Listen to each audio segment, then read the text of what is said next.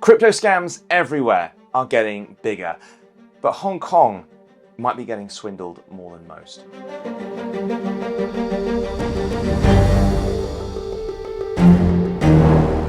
Scams themselves are nothing new to Hong Kong. They've long been a scourge of the city, and they continue to be so. Hong Kong police said that last year, some 3 billion Hong Kong dollars was stolen in scams worth around 380 million US dollars. Now, these things covered everything from jobs to sex and love as well, but increasingly, it's crypto investment that seems to be threatening ever more victims. Now, to be clear, these are scams, not hacks. That means an instance in which a victim is deceived rather than money simply being stolen. According to the South China Morning Post, almost 50 million US dollars was lost in crypto scams in just the first half of the year. Now, in the global context, that's still small. Crypto scams globally stole some $1.6 billion in that period, according to Chainalysis. But now it makes up a quarter of all the money scammed out of people's pockets in Hong Kong. So how do these scams work? Well, they cover anything from telephone deception to dodgy emails and investment fraud as well. The nature of them is pretty incredible, and it's very clearly successful as well. So much so that Hong Kong police consistently try to warn people about them, even going so far as to caution about the threat of naked online chat blackmail. But aside from videos like these, what's being done to stop these scams, and can the rest of the world learn anything from the war that's being fought out in the Fragrant Harbour? Two people who should know are Henry Chambers, who's a fraud and corruption specialist at Alvarez & Marsal, and Jonathan Crompton, who's from law firm RPC. They're both founding members of the Hong Kong chapter of the Crypto Fraud and Asset Recovery Network, also known as CFAR. We caught up with them at a recent event to ask what's going on here and what's changing.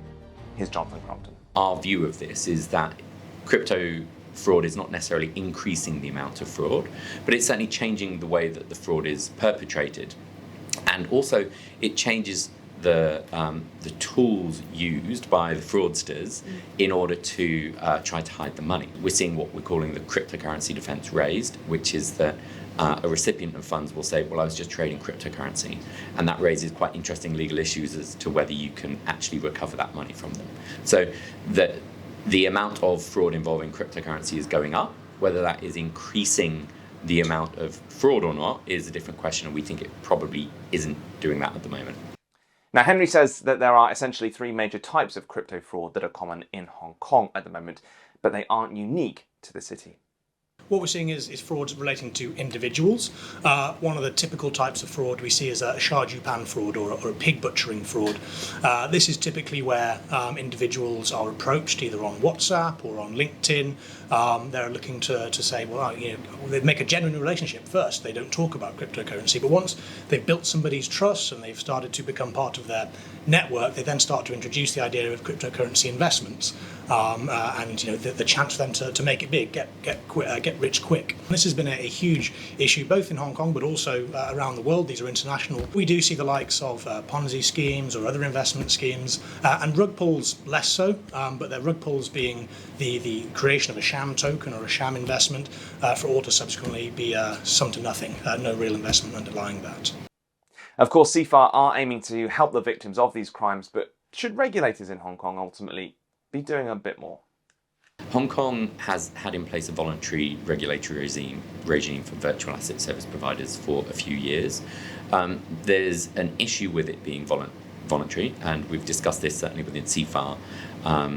And the regulator here, the SFC, they know that there's an issue with that. They have indicated that they will be announcing very, very shortly the new regulatory regime for virtual asset service providers.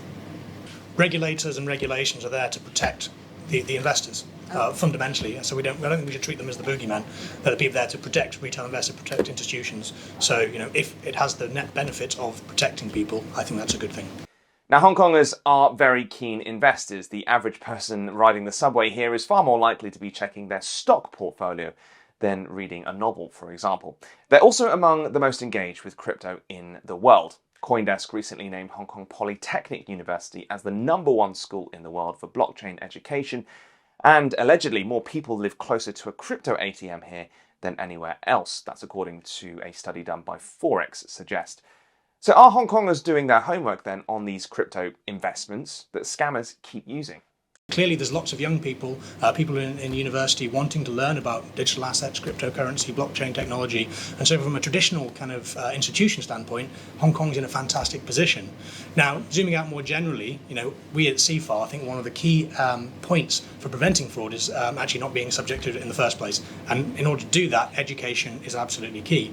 If you're able to avoid some of the frauds we've seen in Shah Japan frauds or Ponzi schemes or things like that, if you can spot the red flags and you can educate yourself to know what to look for, that'll prevent that type of fraud. So I think there's still a little bit of catching up to do, because clearly there is still fraud occurring in the marketplace. CFA Hong Kong members have been pushing out articles, and we will continue to push out articles both in a fairly sophisticated manner but also in a slightly more simplified manner to explain what the types of fraud are. But I agree, the industry as a whole, regulators, industry players, lawyers, we all need to educate people about the risks of crypto fraud in exactly the same way as we need to do traditional fraud. The bottom line is something you've likely heard before. If it sounds too good to be true, it probably is. So make sure you do your crypto homework. All right, that's it for this video. Like and subscribe to the video for more content like it, and let us know your thoughts on what's happening in the comments.